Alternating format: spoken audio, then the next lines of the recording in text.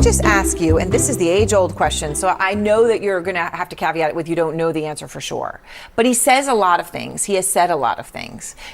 Do you really think he's going to do all these things? Do you really think that he's going to put tariffs in across the board, or is that a negotiating strategy that he was doing to say something, to signal to China? As you know, going through Congress right now is a reciprocal tariff bill, which is very fair. If Germany taxes us or tariffs us at 10% on cars, we do the same to them. It'll be reciprocal, with the exception of China. I'm an advocate for turning up the heat on China so that we get them to the table to join that act, because they came into the WTO in 1999. Trump is using these. People think they're sales taxes. They're not. It's a negotiating tactic. This is what he does well, I would argue. If the supreme leader now knows that Trump is going to run the show. If Trump says, look, I'm going to crank you up to 400% until you get over here to Washington, he'll fly to Washington. That's what we need. We need Trump's negotiating tactic, his uncertainty that he brings to the table.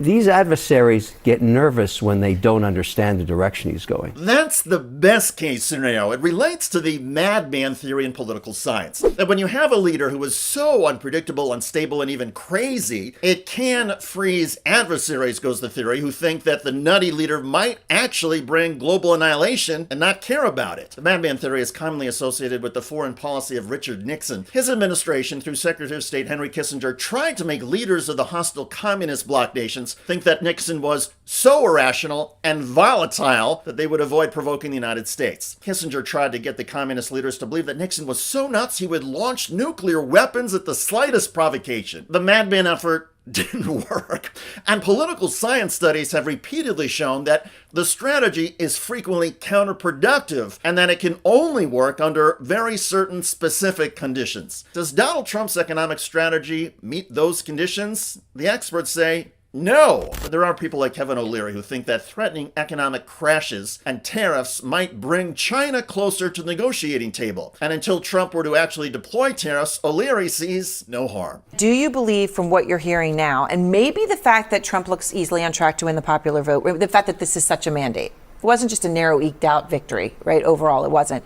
Does that change the fact, the big worry that people have is who's he going to attract to work for him? After last time, after what the general said, I've after got all the good news people. for you, Aaron, on this one. Howard Ludwig is running the transition team. I've had a chance to speak with him very briefly.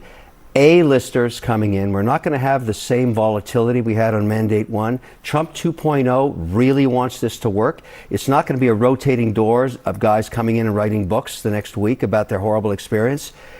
They're going to find great people to run this mandate, because this is his legacy mandate. He's going to be good for 3 years before he's a lame duck. He knows that. I think he does know that? You think he cares about legacy? You know, being shot at twice kind of sobers you up a little bit. I think that's changed him. He's an older guy now. He's a far more pragmatic guy. I'm an advocate to let him go do his thing and watch him go to work. He cares a lot about the economy, and he's made promises he wants to keep. You get to that point in your life where you want to leave something behind that was a great thing you did. And I think this is going to be what Trump's focused on. Donald Trump is going to have great people. Alleged rapist Pete Hegseth as Secretary of Defense, conspiracy nut and anti-vaxxer RFK Jr. at Health and Human Services. Measles outbreaks wouldn't be good for the economy. Alleged Russian asset Tulsi Gabbard as Director of National Intelligence. U.S. allies are already saying that they will not share intelligence secrets with the Trump administration. An apparent pedophile and statutory rapist Matt Gaetz as Attorney General, the Chief Law Enforcement Officer. Gaetz has reportedly pledged to help tear apart the Justice Department and fire all the career employees. A lot of career employees at the Department of Justice work to make sure that U.S. corporations and financial groups play by the same sets of rules. And according to CNBC, the uncertainty sparked by the Gaetz nomination has already spooked a lot of CEOs and prompted some buyer's remorse about Donald Trump. Also, Trump's plans for another round of massive tax cuts, along with the costs of migrant deportations and potential tariffs, have convinced economists that Donald Trump is again going to explode the deficit. That would make U.S. borrowing costs more expensive. The Treasury market has already seen a rise in anticipation of the Trump policies, and that has pushed up mortgage rates. So even before Donald Trump takes office, just the anticipation of his policies, well, that's making Americans pay more for mortgages, car loans, and credit card debt. Now, To be fair, I get that some of Donald Trump's economic picks appear serious and credible, so I appreciate the view of Kevin O'Leary and some others who are optimistic about the U.S. economy under Donald Trump and want to give him time to go to work. If Trump lovers want to be optimistic, so be it. But the argument is just as strong, if not stronger, that Donald Trump and his policies are going to cause an economic crash. Under the Biden administration, we have had 3 years of record-setting job creation, including in manufacturing, low unemployment, huge gains on Wall Street, and wage growth that has outpaced inflation. Also, the economic world has enjoyed stability. Under Donald Trump, we are already seeing fears of instability, and there's uncertainty about what Trump is actually going to do. He could do nothing, keep the economy going strong, and claim all the credit, or he could impose his tariffs, tax cuts, and expensive deportation policies,